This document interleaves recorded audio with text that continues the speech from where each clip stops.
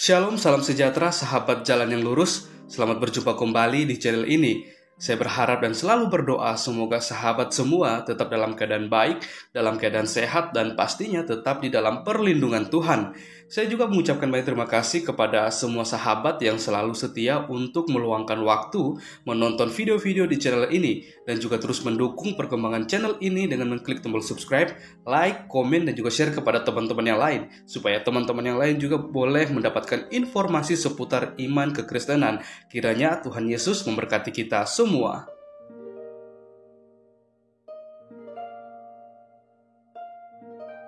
Puji nama Tuhan, saudaraku yang diberkati dan dikasihi oleh Tuhan kita Yesus Kristus. Di kesempatan kali ini kita akan kembali lagi bersama-sama menyaksikan bagaimana seorang murtadin akan berhadapan dengan para polemikus, yang dimana salah satunya yaitu Yonatan Nandar. Kita akan melihat bagaimana di dalam diskusi atau debat ini Yonatan Nandar diberikan suatu seperti tugas untuk bisa, bagaimana caranya Yonatan Nandar untuk bisa memualafkan kembali seorang murtadin itu.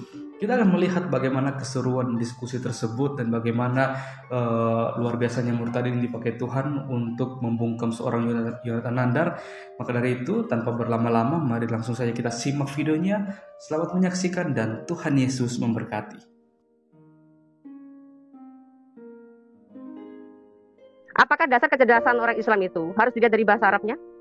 Enggak. Gini, yang saya lihat tentang ibu itu, kalau ibu itu katanya mantan radikalis, ya kan? Makanya saya perlu mempertanyakan keradikalisannya. Saudara Nandar pernah tahu nggak kesaksian saya? Dari tahun 2001 saya sudah keluar dari Islam. Ya. Ibu tahu nggak? Ibu tahu nggak? Saya ini adalah 97 sampai 98 saya sudah keluar dari radikal. Karena saya hanya mengikuti 1 tahun. Nah, setelahnya saya sudah Islam biasa lagi. Di tahun 2001 saya sudah tidak lagi menghafal Al-Quran. Kalau seandainya saya dari tahun 2001 sampai sekarang saya masih Muslim, mungkin saya akan bisa menguasai lagi dan memfasihkan lagi tentang logat bahasa Arab. Oke, jadi intinya Ibu tidak bisa menjawab. Ibu perkenalkan nama saya, Bu. Ibu, saya kenalkan dulu. Mungkin Ibu belum kenal saya. Saya ini adalah Mukhalaf Evangelis Yonatan Nandar, penginjil yang ditakuti oleh seluruh murtadin di Indonesia, dari Sabang sampai Merauke. Saya Pudin Ibrahim, ngacir melawan saya tidak berani, karena dia tidak bisa bahasa Ibrani. Ya, Mas Nandar, sebelum silakan Ibu Fatimah bertanya, kepada saya. Silakan Ibu Sadia bertanya kepada saya jawab. Enggak. Ya, sebelum Ibu Fatimah bertanya, saya mau bertanya dulu satu pertanyaan, ya. Mas Nandar ditabiskan sebagai evangelis di gereja mana? Sinode mana? Gembalanya siapa ya? Ya. Enggak, itu privasi itu. Privasi dong. Kalau itu begini, gitu loh. Enggak privasi, Mas, gitu loh. Begini, saya evangelis di sini adalah pewarta Injil. Secara definitif, ya pewarta Injil itu adalah orang yang mewartakan Injil.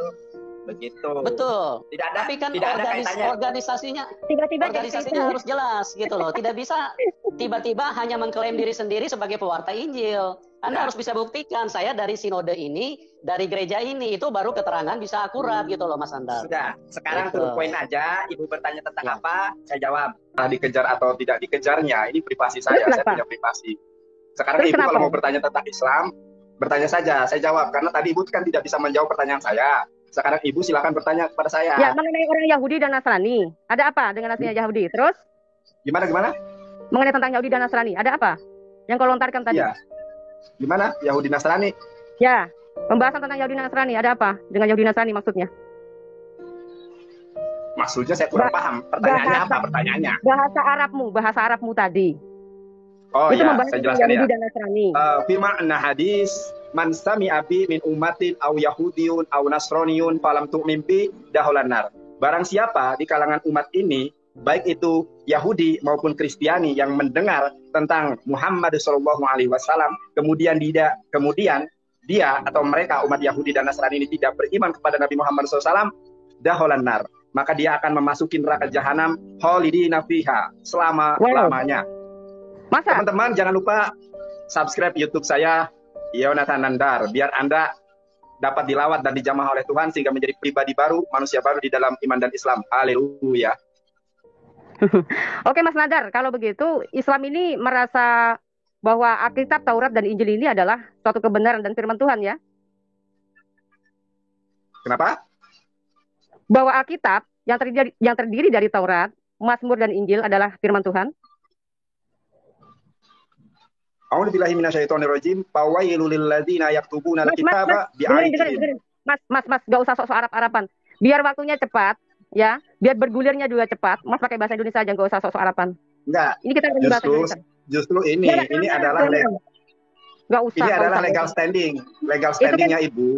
Itu kan kamu kan terlalu kefasihan karena kamu setiap hari masih baca mantra begitu ya. Itu kamu udah terbiasa. Gak usah perlu. Jadi gini Shema Yisrael. Adonai Ahad. Shema Yisrael. Adonai. Saya paling gak suka narasumber tamu tapi nggak sopan. Nerocos terus nggak suka saya. Nggak bisa diajak kompromi, diajak bicara. Ya, oke. Terima kasih Ibu. Mohon maaf ya sebelumnya telah mengganggu. Sekarang begini. Mas Nanda, santai saja. Ya. Gak usah Anda merasa bahwa Anda ini orang sepintar, mau membuktikan Anda ini orang pintar sedunia. Tetapi dalam diskusi Anda ini hanya seolah-olah mainin bahasa Arab supaya lebih lama begitu ya. Jangan Mas, ada banyak ngantri. Saya sebenarnya hanya tertuju kepada saudara muslim menjawab. Seperti itu sebenarnya. Karena ini selingan Anda sudah masuk duluan, ya, nggak usah pakai sosok bahasa Arab. Kita langsung aja diskusi. Apakah di dalam Islam, Taurat dan Injil itu adalah suatu firman Tuhan? Taurat. Apakah kurang jelas ya dari tadi ya? Putus-putus. Apakah Taurat, Mazmur dan Injil itu adalah firman Tuhan? Ya, begini. Saya jawab ya, Bu. Torah, kemudian Mazmur Daud, kemudian Injil adalah wahyu Tuhan yang diwahyukan kepada para nabi. Akan tetapi bukan Injil yang ada di dalam Injil kanonik, bukan Torah yang ada dalam perjanjian lama, bukan Mazmur di dalam perjanjian lama juga. Injil itu bukan dari nabi, Pak. Kenapa? Injil itu bukan dari nabi. Terpisah itu. Tadi Ibu kan mengatakan kepada saya bertanya, apakah Injil itu firman Tuhan? Apakah Taurat itu firman Tuhan? Apakah Mazmur itu firman Tuhan? Maka saya katakan bahwa Allah Subhanahu wa taala pernah menurunkan wahyu berupa Injil, berupa Taurat, berupa Mazmur Daud kepada para nabi. Kalau Injil kepada Nabi Isa alaihissalam, kalau Torah kepada Nabi Musa, kalau Mazmur Daud kepada Nabi Daud. Masalahnya Injil yang ada di dalam perjanjian baru bukanlah firman Tuhan yang asli, kemudian Torah juga bukan firman Tuhan yang Allah turunkan. Torah yang ada dalam perjanjian lama sekarang itu bukan firman Tuhan, dan Mazmur Daud yang ada di dalam perjanjian lama pun bukan firman Tuhan yang asli, karena sudah dirubah di dalam Konsili Nicea pada tahun 325 Masehi. Oke, stop. Oke, sudah cukup. Terima kasih untuk penjelasannya. Tetapi saya akan mau bantah. Ya, kalau 325 Nicea Konsili dia telah mengubah yang tercatat namanya Taurat, Zabur dan Injil. Kalau begitu, kenapa di zamannya Muhammad Allah Subhanahu wa taala sempat membenarkan kita terdahulu? Sementara Muhammad dia hadir di 600 tahun setelah adanya kita. Ya. Bagaimana ini? Oke. Bagaimana? Jadi umat Islam bahkan saya evangelis Yonatan Nandar mengakui, mengimani, bahkan tidak sempurna atau bahkan batal keimanan seorang Islam ketika dia tidak mengakui bahwa Allah Subhanahu wa taala pernah menurunkan Taurat, pernah menurunkan Bible. Mas, tolong teliti ya dengan perkataan saya. Perkataan saya mengatakan di masa Muhammad ya, itu Allah Subhanahu wa taala dia membenarkan kitab terdahulu yaitu Taurat, Mazmur dan Injil. Tetapi Anda mengatakan tadi bahwa Taurat yang di kitab saya, Mazmur di kitab saya, Injil di kitab saya itu bukanlah firman Tuhan. Katanya kamu bilang di Konsili ke-325 ya itu sudah dirubah.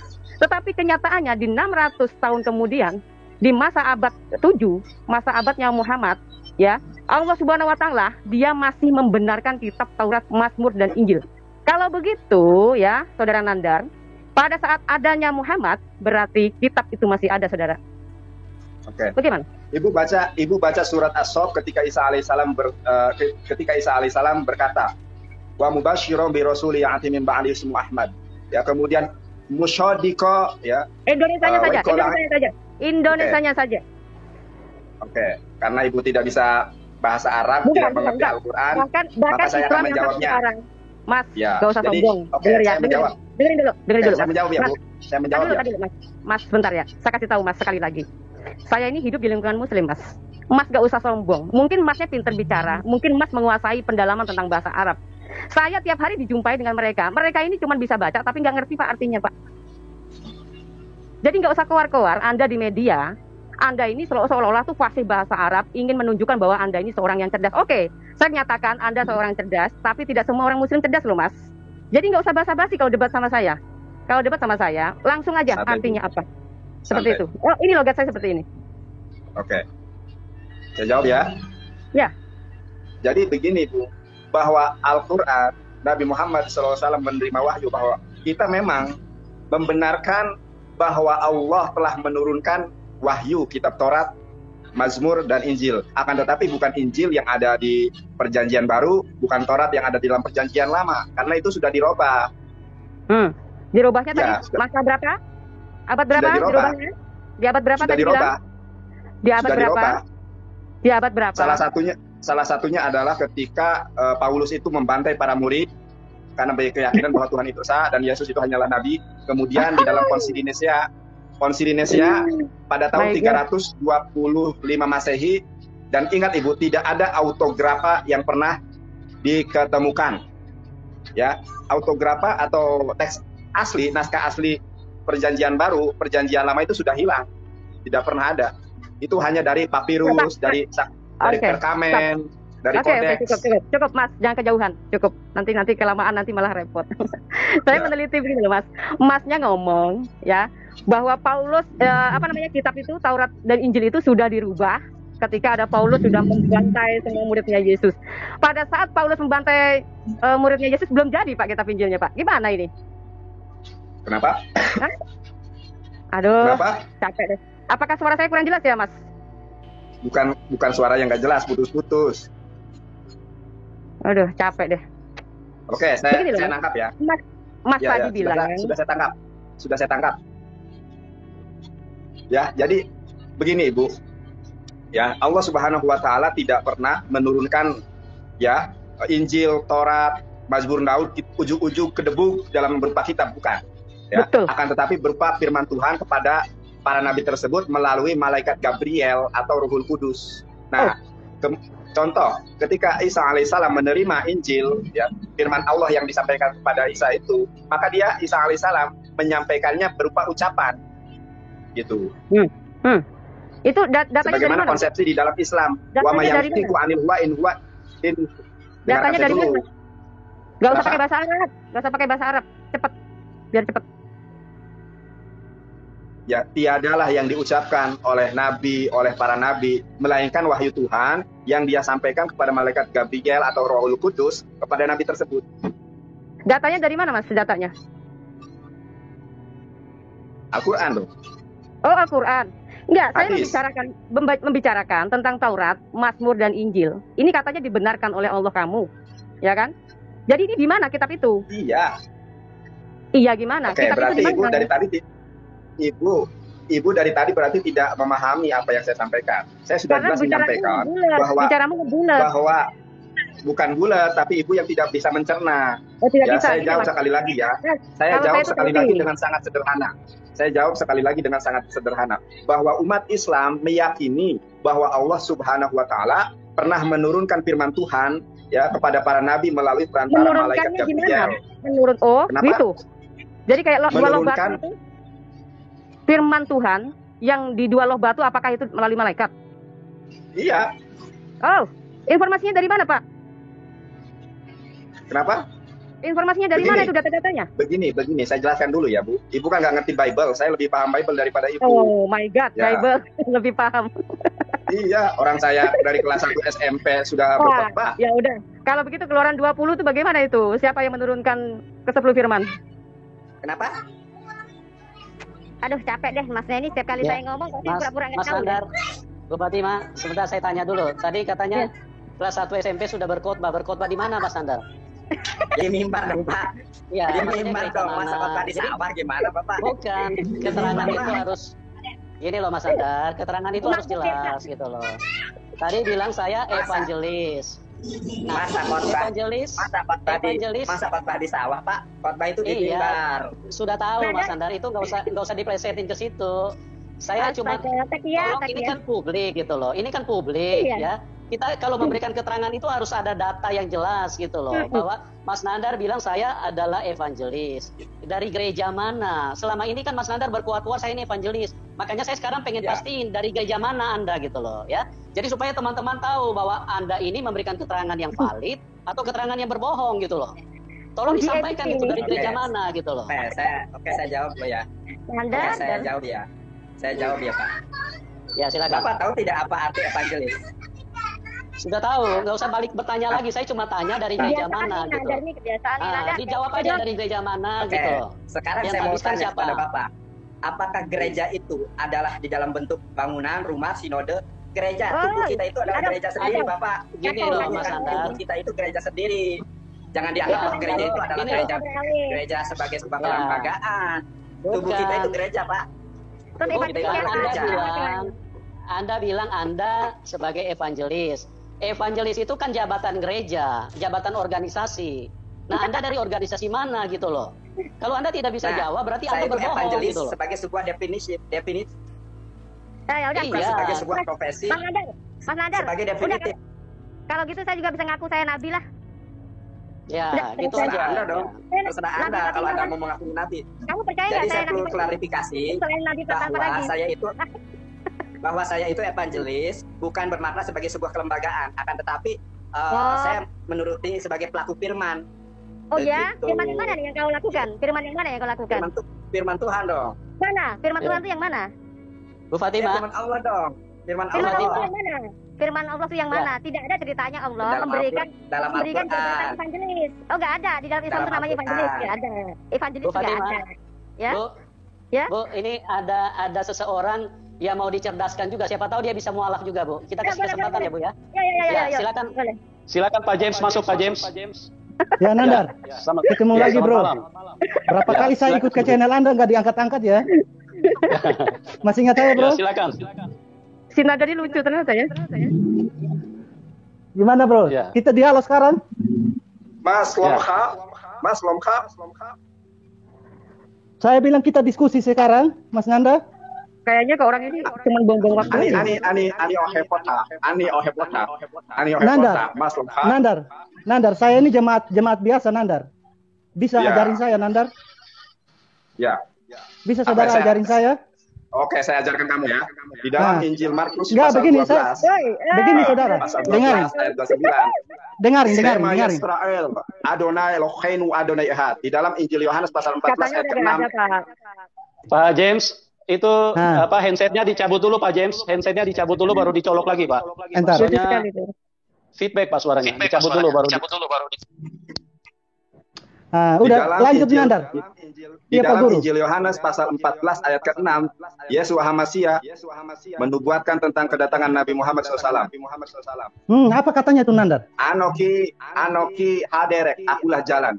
Fe Ahmed, akulah jalan bagi Ahmed. Fe Hayim, dan hidup. Oh my God, aku jalan bagi Ahmed. Sebagaimana kita ketahui bahwa Yohanes Pembaptis adalah jalan bagi kedatangan Yeshua HaMashiach, maka Yeshua HaMashiach adalah jalan bagi kedatangan Ahmad. Sebagaimana di dalam Injil Yohanes pasal 14 ayat ke-6, Anoki akulah haderek jalan Fe Ahmed, bagi Ahmad.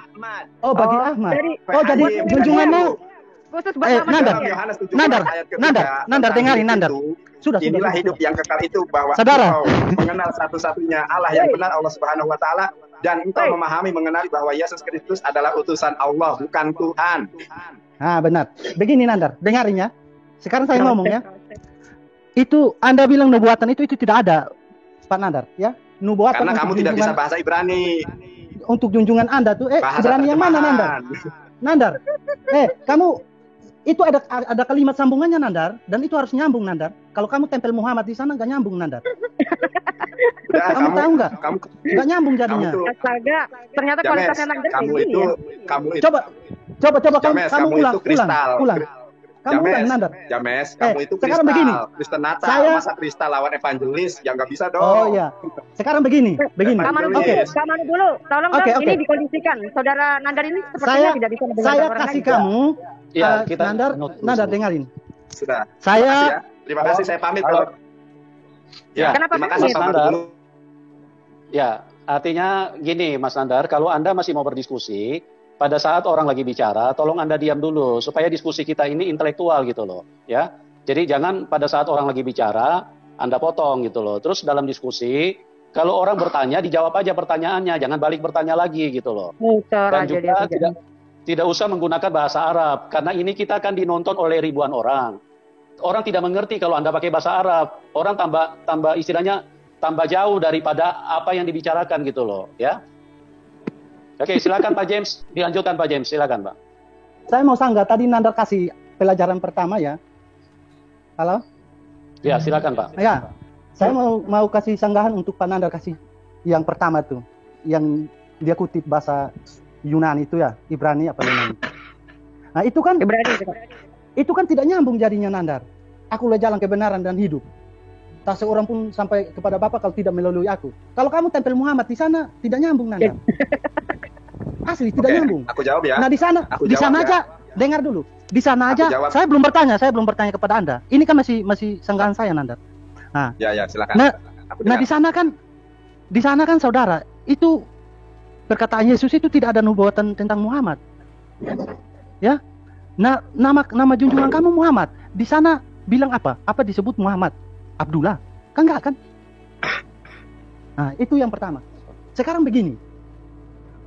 Anda harus bisa membuktikan kepada saya, ambil dari kitab mana aja, baik dari kitab saya ataupun dari kitab Anda, tunjukkan kepada saya satu dalil ya, bahwa ada orang yang memberi kesaksian bahwa dia melihat dengan mata kepalanya sendiri saat wahyu dari Jibril itu datang kepada Muhammad. Ya, saya minta satu dalil saja. Yang kedua, Muhammad, Bapak Nandar, saya minta yang bisa diterima oleh akal sehat ya, bukan saya minta yang nggak bisa diterima oleh akal sehat. Jadi saya minta yang kira-kira masuk akal lah. Yang kedua, Bapak harus bisa berikan saya satu bukti, dalil yang tertulis, bahwa saat orang datang meminta bukti kenabian kepada Muhammad, Muhammad bisa melakukannya. Karena jika Muhammad bisa melakukannya, itu tanda bahwa Allahnya Muhammad itu loh, ikut memberi kesaksian bahwa dia adalah orang yang berkenan. Jadi bukan masalah Allah berkenan atau tidak, karena setiap nabi pasti Allah berkenan. Paham Nanda? Sekarang Anda jawab, saya tunggu Anda. Oke, saya menanggapi ya, ada beberapa pertanyaan. Ya, yang ingin saya tanggapi yang pertama adalah tentang Yohanes pasal 14 ayat ke-6. Loh? Nah, di dalam Yohanes pasal 14 ayat ke-6, orang-orang Kristen ini selama ini hanya ya mengandalkan terjemahan saja. Padahal terjemahan itu banyak yang keliru. Di dalam Yohanes pasal 14 ayat ke-6 itu adalah nubuatan, ya. Kenapa saya katakan nubuatan? Di situ dikatakan Anoki, akulah haderek ya, jalan, Fe Ahmed, bagi Ahmad, Fe Hayim dan hidup, begitu ya. Ahmad itu adalah nama lain dari Nabi Muhammad SAW. Oh, bukan terpuji ya? Iya, nama lain. Nama Ahmad itu kan memiliki makna terpuji. Ya, tapi namanya Muhammad siapa? Nama Muhammad siapa? Begini. Saya tadi ketika Anda bertanya, saya mendengarkan baik-baik. Maka ketika saya menjawab pun tolong dengarkan baik-baik sampai selesai baru Anda sanggah. Tapi kelamaan. Ya Pak James, kita tolong kasih kesempatan Nandar untuk menjelaskan dulu ya, biar dia selesai menjelaskan. Nanti baru saya sudah mute Pak. Ya, oke, Mas Nandar silakan Mas Nandar dijelaskan dulu. Saya lanjutkan. Iya, selama ini teman-teman Kristiani yang aku kasihi, yang aku sayangi, kiranya Tuhan menjamah dan melawat saudara-saudari sekalian, bahwa selama ini saudara-saudari sekalian tidak mengerti original teks, hanya terjemahan. Ingat, terjemahan lain dengan terjemahan ILT dan lain sebagainya, apalagi dibandingkan dengan bahasa Inggris berbeda, begitu ya.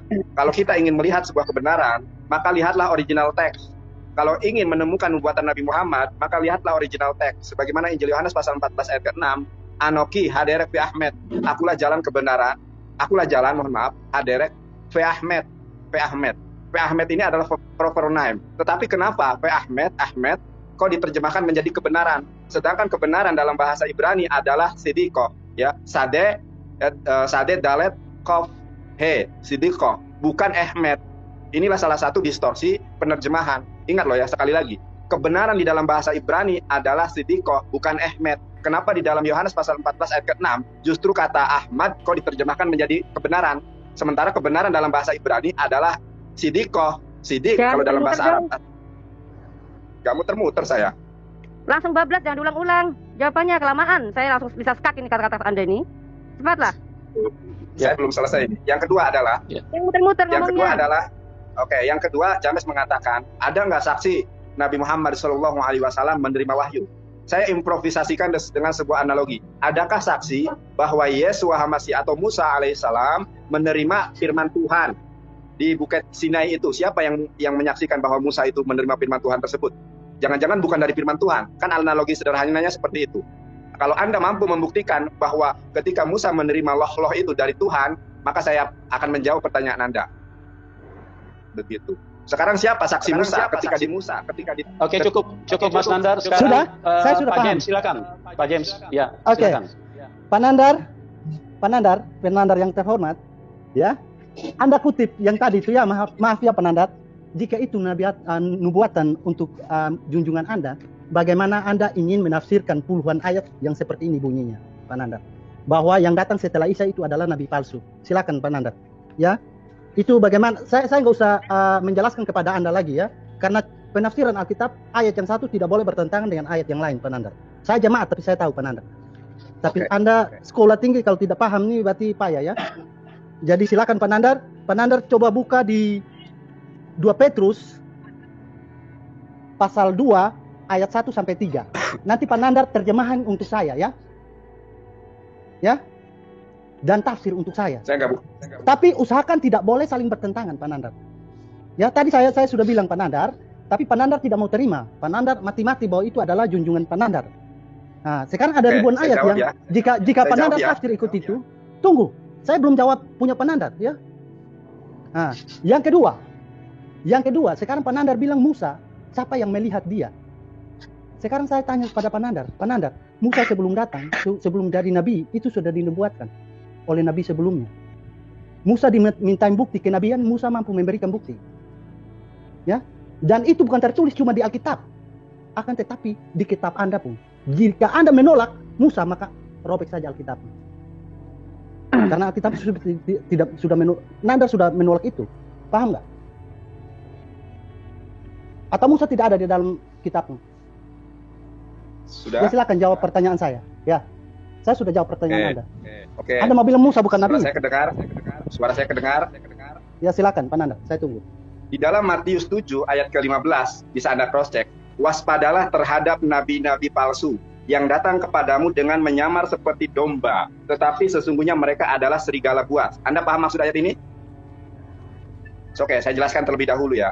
Yang namanya nabi-nabi palsu di dalam nubuatan Yesus itu adalah diperumpamakan menyamar seperti domba. Artinya apa? Artinya dia masuk di dalam internal kekristenan sendiri. Padahal mereka itu serigala buas. Sekarang orang yang mengaku nabi dan mewartakan Yesua HaMasih adalah sebagai Tuhan adalah orang-orang Kristen sendiri. Ada Joseph Smith dari gereja Mormon yang mempunyai kitab lain setelah Alkitab, yaitu kitab Mormon. Ada nabi tanpa ragi, ada nabi lugat tambunan. Inilah yang disebut sebagai nabi-nabi palsu, karena mereka itu menyamar seperti domba, menyamar di dalam kekristenan. Sedangkan Nabi Muhammad SAW tidak pernah menjadi Kristen, apalagi menyamar jadi Kristen. Jadi yang disebut nabi palsu di dalam Alkitab adalah orang-orang yang menyamar seperti domba di dalam Matius 5 ayat ke-7. Artinya apa? Artinya orang-orang yang masuk dan merusak kekristenan sendiri dari internalnya. Stop, kamu lucu apa gimana sih sebenarnya? Lagi lucu? Hah? Lagi lucu ya? Melucu. Kita lagi diskusi, Mas. Ayatnya jelas. Saya kasih 2 Petrus, Nandar. Saya kasih 2 Petrus. Matius 7 ayat 15. Nandar. Matius 7 ayat 15. Ini kayaknya orang yang tamu tapi nggak sopan ya, nyerocos melulu nih. Mas Nandar, tolong diam dulu ya, biar Ibu Fatima kasih kesempatan Ibu Fatima untuk ini menyanggah. Silakan Bu Fatima. Saya bilang, Mas Nandar, ini bukan lelucon. Ya, ini bukan lelucon. Ini disaksikan banyak orang. Yang dinubuatkan nabi. Siapa sih nabi setelah kedatangan Yesus? Siapa sih yang mengaku nabi di sini? Ayo. Yang membuat kitab, yang membuat agama, ya, yang wajib dipercaya oleh semua orang, ya, ini adalah nabi. Begitu ya. Jadi kalau Anda katakan nabi yang berbulu domba tadi, itu kok katakan tanpa ragi dan nabi luga, itu Anda ini melelucon. Please deh.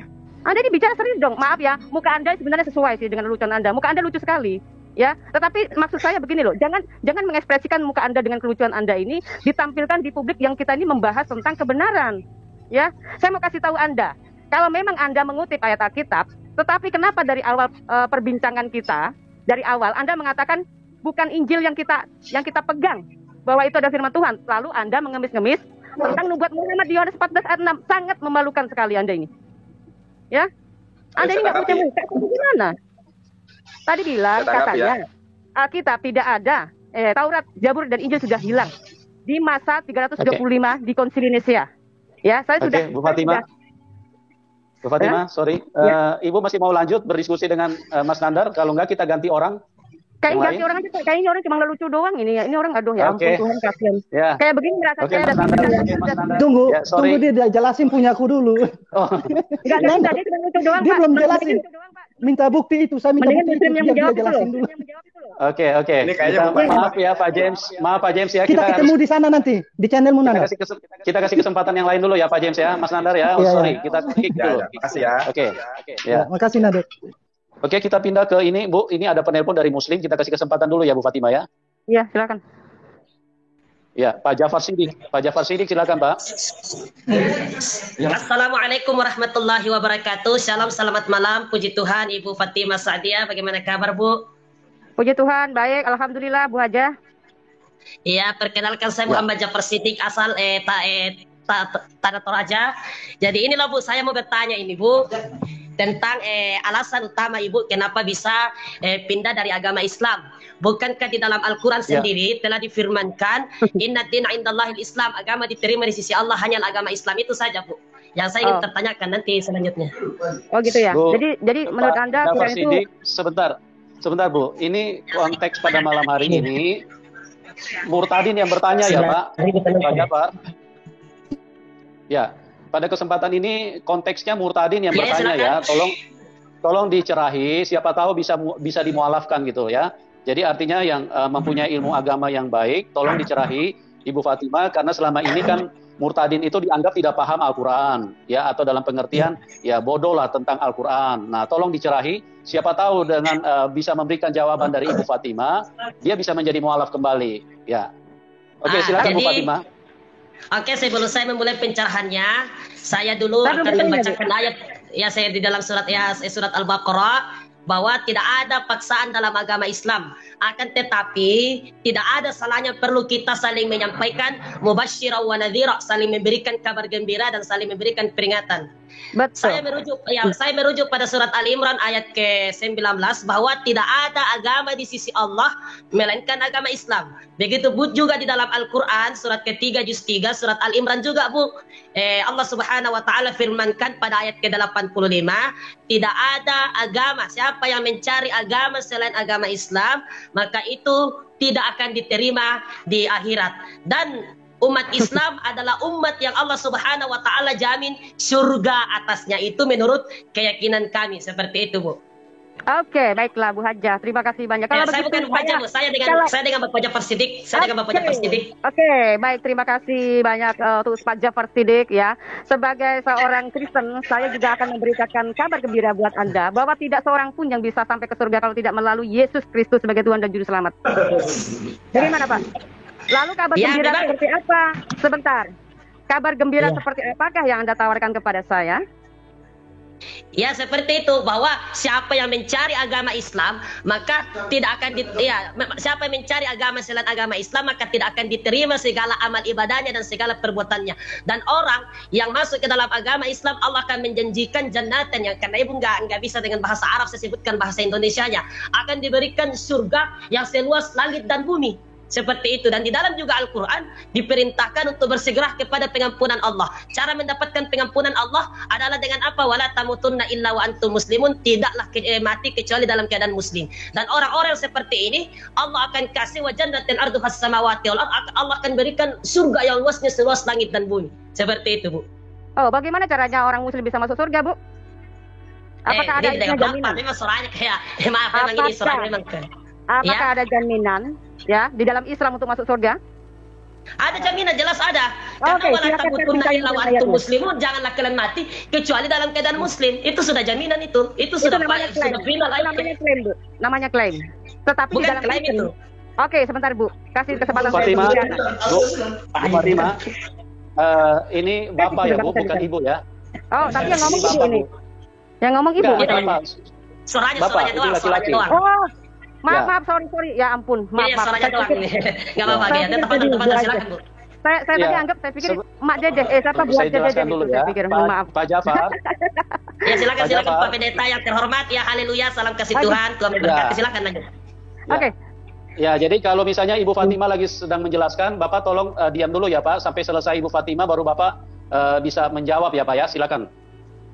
Ya. Apa Pak Jafar, begini Pak, di dalam kekristenan sebelum ada Islam ya, sudah diberitahukan kepada Yesus bahwa dari buahnya lah engkau akan mengetahui. Ini artinya bicara mengenai tentang pengajaran Pak. Pengajaran yang Yesus ajarkan adalah kasihilah sesamamu manusia sama seperti dirimu sendiri. Tidak boleh menghakimi sesama kita, tidak boleh menghina atau mengolok-olok sesama kita, tetapi harus mengasihi sesama. Bahkan orang yang memfitnah kita justru harus doakan. Seperti itu Pak. Buah atau pengajaran yang dilihat dan yang diperlihatkan oleh Yesus ketika muridnya bertanya kepada dirinya, Guru, ajaran mana yang harus kita ikuti? Yesus menjawab apa? Dia menjawab, dari buahnya lah engkau akan mengetahui. Artinya apa? Kalau pohonnya baik, buahnya baik. Hasilnya pengajarannya juga baik. Orang-orangnya juga pasti akan bisa menjadi pelaku firman itu menjadi orang yang baik. Kecuali dia tidak menjadi pelaku firman. Kristen KTP, Kristen yang belum bertobat. Seperti itu Pak. Jadi ajaran mana yang harus saya mau ikutin lagi? Sementara Yesus di dalam Yohanes 14 ayat 6 juga mengatakan, akulah jalan dan kebenaran. Tidak seorang pun yang bisa datang ke rumah Bapa kalau tidak melalui aku. Ini bicara tentang karyanya, karya penyelamatannya. Ya, kalau kita lihat lagi dalam perjanjian lama, Tuhannya Musa, dia berkata, akulah Tuhan dan Juru Selamat itu. Gitu. Ketika dia mengatakan Tuhan dan Juru Selamat, ada realisasinya Pak. Ya, realisasinya dalam perjanjian baru itu sendiri. Lalu, apakah Tuhan yang Anda sembah ini sama dengan pribadinya dengan Tuhannya Musa, Pak? Ya, dengar dulu ya. Begini, Bu. Kami di dalam Islam itu menyembah kepada Allah Subhanahu wa taala, Tuhan yang menciptakan langit. Ya, Tuhan yang menciptakan langit dan bumi serta dunia dan seisinya. Dan kami tidak mensekutukan Allah Subhanahu wa taala. Dan satu-satunya agama yang hanya menyembah Allah Subhanahu wa taala, yang mentauhidkan Allah, hanyalah agama Islam. Sehingga qul huwallahu ahad. Jadi katakanlah bahwa dialah Allah yang esa. Dan kemudian di dalam Islam itu mengajarkan budi pekerti yang baik, mengajarkan akhlak yang baik. Meskipun mungkin ibu akan berpandangan banyak orang muslim di luar sana yang berperilaku biadab, berperilaku menganiaya kepada sesama manusia, itu oknum dan bukan bagian dari ajaran Islam, dan ajaran Islam sendiri itu melarang. Bahkan memberi kasih kepada orang di luar Islam pun itu perlu, tidak boleh kita saling menghakimi, betul. Ya, ajaran Islam juga mengajarkan hal yang demikian. Sesama kita tidak boleh saling mengganggu, karena lakum dinukum waliyadin. Iya Bu. Pak, gini Pak, Al-Quran itu sebenarnya firman Tuhan yang harus diimani sampai sepanjang masa tidak? Al-Quran adalah yang harus diimani sampai sepanjang masa, sampai hari kiamat. Oke, berarti masih berlaku ya? Masih berlaku ya. Kalau di dalam Quran itu ada menyatakan, perangilah orang-orang kafir itu di sekitar kamu sampai mereka menemui agama Islam. Bagaimana Pak dengan ayat ini di dalam Quran? Banyak dijelaskan. Itu di dalam surat At-Taubah. Tapi Ibu, dalam surat At-Taubah memang ada dijelaskan.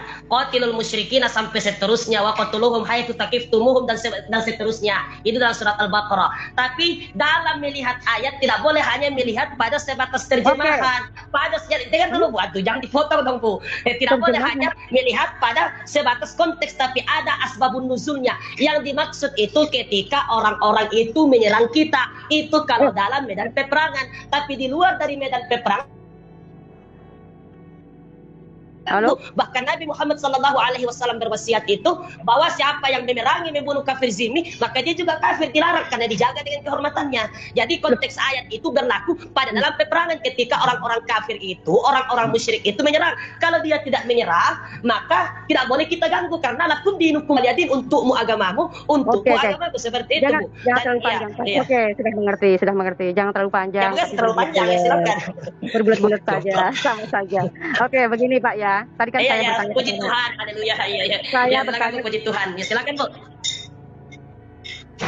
Saya bertanya kepada Anda, ya. Tadi Anda mengatakan Al-Quran itu adalah wahyu Allah ya, yang berlaku sampai sekarang. Kalau benar itu adalah wahyu Allah berlaku sampai sekarang, kenapa harus mempercaya dengan asbabun nuzul? Gitu loh. Seharusnya dipisahkan dong kalau itu bicara sejarah, ya enggak? Kalau yang namanya wahyu. Dengar dulu Bu. Sebentar. Jadi, silakan. Ya. Jadi argumen saya, maksud saya tuh harus dicerna juga ya. Jadi jangan Bapak terus main langsung ini saja, walaupun ini Quran Anda, tetapi orang berargumen, orang membantah itu boleh ya. Karena apa? Orang tidak bisa. Silakan. Kalau namanya Quran itu adalah wahyu, ya, yang turun langsung dari Allah, yang dianggap kitab suci dan berlaku sampai sepanjang masa sampai akhir zaman, seharusnya itu kan diimani, ya kan? Kenapa Anda harus mengatakan nggak harus dilihat dari konteksnya doang, tetapi lihat asbabun nuzulnya? Ini berarti sejarah dong Pak, cerita dong berarti, bukan wahyu dong namanya ya. Kalau wahyu itu harusnya jelas. Nih contoh Pak, di dalam Alkitab ya Pak ya, di dalam Perjanjian Lama. Halo Bapak masih mendengar saya? Ya, saya masih mendengar, setia mendengar. Oke, di dalam Perjanjian Lama itu ada yang namanya kitab Taurat ya, ada yang namanya kitab Mazmur, ada yang namanya kitab para nabi ya. Itu memberitakan tentang sejarah ya, kejahatan manusia dari terkecil sampai terbesar. Kejahatan-kejahatan yang bisa dikatakan belum pernah terjadi, jangan sampai sekarang ada yang sebagian sudah terjadi. Itu sengaja memang sudah ditulis supaya orang tahu tolak ukurnya kejahatan manusia, gitu loh. Orang ternyata memang sudah rusak oleh karena perbuatan dosa, ya. Itu sudah tercatat mengenai tentang peperangan, mengenai hal apapun gitu ya. Tetapi Bapak perlu harus ketahui bahwa setelah ada Perjanjian Lama, itu ada kitab namanya Perjanjian Baru, yaitu Injil.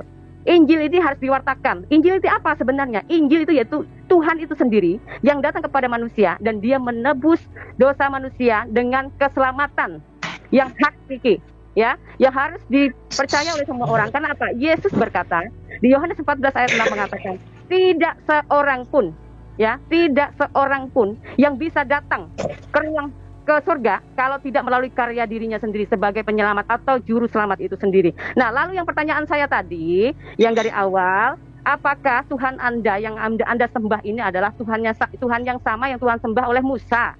Sementara Anda mengklaim diri bahwa Allah adalah pencipta langit dan bumi. Saya juga mengklaim Tuhan saya juga pencipta langit dan bumi, Pak. Gitu. Jadi maksud saya ketika kita berdiskusi, kita tidak bisa mengklaim diri sendiri. Tetapi Anda harus bisa kasih referensi dan Anda harus menelusuri kitab sebelumnya. Apakah sinkron atau tidak? Seperti itu, Pak. Oke, baik, saya akan jawab, Bu. Terima kasih. Ya, pertama, masalah kitab Injil itu adalah wahyu ilahi. Ya, perlu saya sampaikan bahwa seluruh kitab yang diturunkan oleh para nabi, baik itu seluruh kitab yang diturunkan oleh Allah kepada para nabi, kepada para nabi, baik itu kitab Zabur, Taurat, kitab Injil dan Al-Quran, semua itu adalah wahyu Allah. Dan kemudian masalah Tuhan, apakah sama Tuhan yang kami sembah dan Tuhan yang disembah oleh Musa, itu sama, tidak ada perbedaan. Hanya saja kitab-kitab sebelumnya itu dirangkum, disempurnakan oleh Quran, hukumnya dinasah, hukumnya terhapus, datanglah Al-Quran melengkapi semua itu. Dan kami umat Islam pun tidak sah iman kami kalau tidak mengikuti, tidak mengimani adanya kitab-kitab yang diturunkan oleh Allah kepada para nabi, termasuk dalam hal ini kitab Injil. Tapi perlu dipahami, kitab Injil yang menurut versi umat Nasrani sekarang beda kitab Injil yang kami pahami yang diturunkan kepada Nabi Isa. Kenapa? Kitab Injil yang diturunkan kepada Nabi Isa mengajarkan ketauhidan, mengajarkan bahwa hanya Allah yang harus kita sembah. Kenapa sekarang umat Nasrani mengatakan juga Yesus itu adalah Tuhan, bahkan Yesus adalah anak Tuhan. Yang kemudian Injil sekarang yang beredar di tangan orang Nasrani susah untuk diakui kemurnian kitabnya. Kenapa?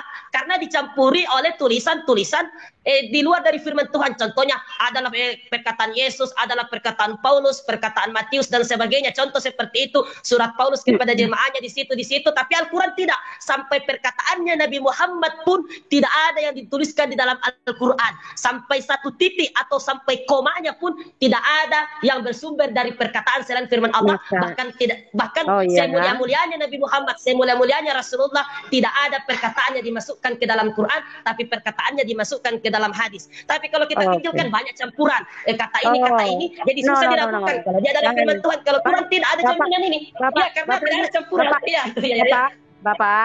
Bapak ini fitnah loh. Bapak nyerocos tapi nggak ada datanya loh. Bahaya nanti kalau saya tanya balik. Bapak tahu nggak proses kitab Injil itu jadi seperti apa? Ya, kalau versi kami umat Islam mengetahuinya proses kitab Injil itu Allah yang turunkan kepada Nabi Isa. Tapi bagaimana proses kitab Injil kepada umat Nasrani kan itu mempunyai versi tersendiri, Bu. Ya, saya memahami ini, Bu, ya. Tidak bisa begitu, Pak.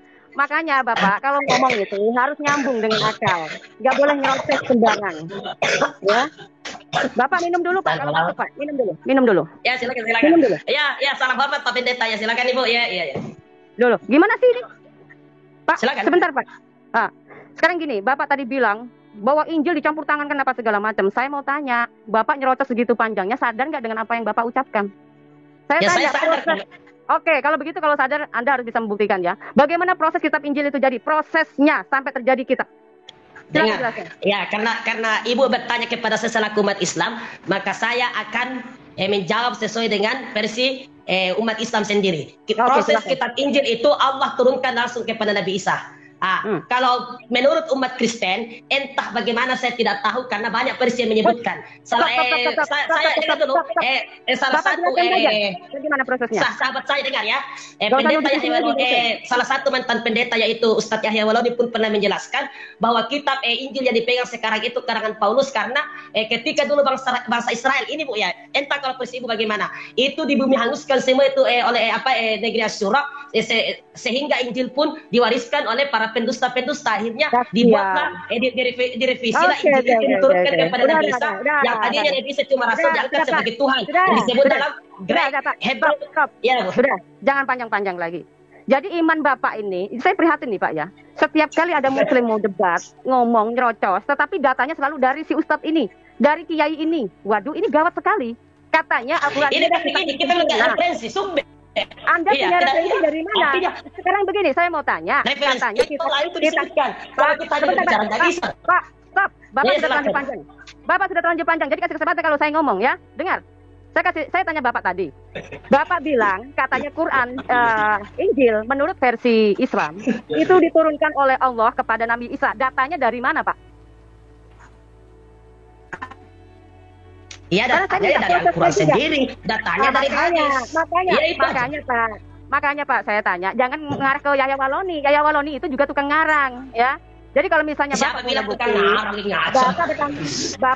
Bapak, kalau Bapak punya ilmu, punya pengetahuan, punya referensi, buktikan saja referensinya di sini, nggak usah nyolong-nyolong dari orang yang nggak ada di sini.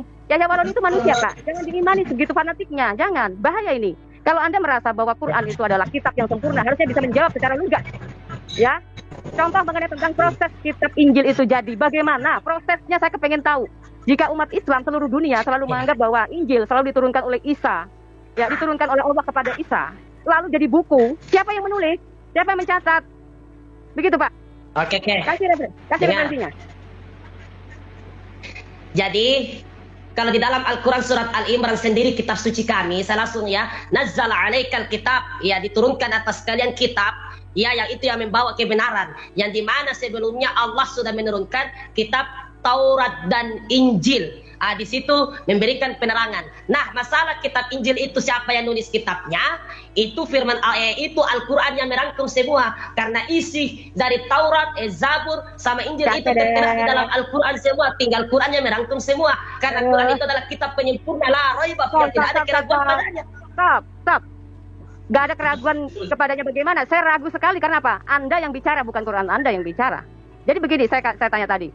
Anda kan tadi menuduh. Tapi Quran yang bilang, bukan saya. Tapi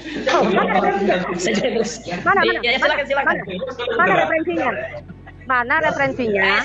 Bahwa proses kitab Injil itu siapa yang menulis? Jangan mencari-cari. Siapa yang menulis? Dari tadi kok nggak bisa jawab. Inilah kitab yang tidak ada. Zalikal kitab. Alim lagi dari kita bilang ibafi. Bagaimana Pak Yusuf Madabulu bisa? Ya. Oke, mungkin cukup ya Pak. Kita pindah ke penelpon lainnya ya. Kelihatannya silakan tidak bisa ini. Oke, itu dia saudaraku yang terkasih di dalam nama Tuhan. Kita bersama-sama telah melihat serta menyaksikan bagaimana diskusi atau debat yang sangat menarik antara seorang Murtadin melawan Yonatan Nandar dan teman-teman polemikus yang lainnya. Dan kita juga bisa melihat bagaimana ternyata Yonatan Nandar ini tidak bisa membuat seorang Murtadin tersebut untuk kembali mualaf. Karena apa? Karena setiap data, bahkan juga setiap argumentasi dan pertanyaan dari Yonatan Nandar, semuanya itu bisa dipatahkan oleh seorang murtadin. Karena apa? Karena murtadin tersebut dia sangat begitu cerdas. Dengan hikmat Tuhan, dia bisa mempertanggungjawabkan iman dia kepada Yonatan Nandar, sehingga hal itu membuat Yonatan Nandar pada akhirnya keok sendiri. Dan kita bisa melihat juga bagaimana Yonatan Nandar ini selalu jikalau dia mau berdebat atau berdiskusi, selalu saja dia mau menggunakan teks asli dengan berbahasa Yunani atau Ibrani. Padahal kita tahu sendiri bahwa pengetahuan Yonatan Nandar tentang berbahasa Ibrani dan Yunani itu sangat di bawah rata-rata sekali ya. Karena apa? Karena kita kan sudah pernah melihat di suatu video di mana ketika seorang Yonatan Nandar ini diperhadapkan dengan seorang rabi yang sangat fasih berbahasa Ibrani, dan ketika dia membacakan satu teks Alkitab atau ayat Alkitab dengan menggunakan bahasa Ibrani, malah seorang rabi tersebut tertawa. Karena apa? Karena tidak mengerti apa yang disampaikan dan dikatakan oleh Yonatan Nandar itu sendiri. Malahan Yonatan Nandar terus ngelak seakan-akan dia mau mempersalahkan seorang rabi yang berasal dari luar negeri yang fasih dan bisa berbicara bahasa Ibrani tersebut. Itu kan sangat lucu ya, sangat lucu sekali. Apalagi kita bisa melihat bagaimana Yonatan Nandar juga ketika dia menyatakan diri sebagai evangelis dan diutus untuk menjadi seorang penginjil, dalam artian dalam tanda kutip mau memutarbalikkan fakta tentang kebenaran firman Tuhan. Ketika ditanyakan tentang dari dia dari denominasi gereja mana, siapa yang mengangkat dan mengutus dia bilang itu privasi. Dari sini aja kita sudah bisa lihat kalau Yonatan Nandar ini penuh dengan kebohongan dalam hidupnya seperti itu. Bagaimana dia bisa menjadi contoh dan teladan bagi umat, sedangkan dia sendiri selalu berbohong seperti itu. Bahkan terus berkoar-koar menyerang iman kekristenan dengan menggunakan ayat-ayat Alkitab yang dia tafsirkan secara bebas dan liar. Dan kita bisa melihat juga ketika dia berhadapan dengan seorang murtadin yang juga dia sangat fanatik awalnya, tetapi dengan hikmat dan juga data-data yang bisa dia pertanggungjawabkan, itu bisa mematahkan setiap argumentasi dan narasi. Bahkan pertanyaan-pertanyaan yang dilontarkan oleh Yonatan Nandar semua itu bisa dijawab. Dan malah sebaliknya, setiap pertanyaan yang dilontarkan oleh seorang murtadin terhadap Yonatan Nandar semua tidak bisa dijawab. Malahan Yonatan Nandar selalu punya berbagai macam cara untuk menghindari setiap pertanyaan-pertanyaan yang dilontarkan kepada dia. Ya, dari sini saja kita sudah bisa melihat ya bagaimana ciri khas dan kepribadian dari seorang Yonatan Nandar tersebut. Ya, kita hanya bisa bersyukur kepada Tuhan jikalau seorang murtadin tersebut bisa mempertanggungjawabkan iman keyakinan dia kepada setiap orang yang berhadapan dengan seorang murtadin tersebut, dengan tujuan supaya nama Tuhan ditinggikan dan dipermuliakan, dan orang bisa melihat kebenaran serta keselamatan yang sejati yang hanya ditemukan di dalam Yesus Kristus. Yohanes pasal yang ke-6 ayat yang ke-44 berkata demikian, "Tidak ada seorang pun yang dapat datang kepadaku jikalau ia tidak ditarik oleh Bapa yang mengutus aku, dan ia akan kubangkitkan pada akhir zaman." Ayat ini sudah sangat jelas bagaimana ketika seorang murtadin ini menjadi seorang yang percaya kepada Yesus Kristus, semuanya itu bukan karena pekerjaan manusia atau andil dari manusia. Semua itu karena pekerjaan Bapa lah yang menarik murtadin tersebut untuk datang kepada Yesus, sehingga dia bisa menjadi seorang percaya, beriman, dan taat kepada Yesus sebagai satu-satunya Tuhan dan Juru Selamat. Akan tidak sampai situ, tapi ada janji Tuhan yang kita bisa lihat di sini dikatakan bahwa dan ia akan kubangkitkan pada akhir zaman, dalam artian bahwa ketika kita bersungguh-sungguh beriman dan percaya kepada Yesus Kristus sebagai satu-satunya Tuhan dan Juru Selamat dalam kehidupan kita, kita percaya bahwa suatu saat nanti kelak tiba saatnya kita akan dibangkitkan pada akhir zaman. Kita akan hidup kekal bersama dengan Yesus Kristus dan Bapa di dalam kerajaan surga. Dan kita berdoa supaya seorang murtadin tersebut dimanapun dia berada, dalam pelayanan apapun yang dia lakukan, dia kerjakan, kiranya Tuhan yang memberkati, Tuhan yang menuntun, Tuhan yang terus menyertai dengan hikmat yang daripada Tuhan untuk memberitakan kabar baik, kabar sukacita kepada setiap orang yang belum mengenal bahkan percaya kepada Yesus sebagai satu-satunya Tuhan dan Juru Selamat dalam kehidupan mereka, sehingga nama Yesus bisa tersiar sampai ke ujung-ujung dunia. Banyak orang yang bertekuk lutut mengaku bahwa hanya Yesuslah satu-satunya Tuhan dan Juru Selamat umat manusia yang percaya kepadanya. Oke teman-teman, mungkin sekian video saya di hari ini. Sampai berjumpa di video saya yang selanjutnya, dan Tuhan Yesus memberkati kita semua.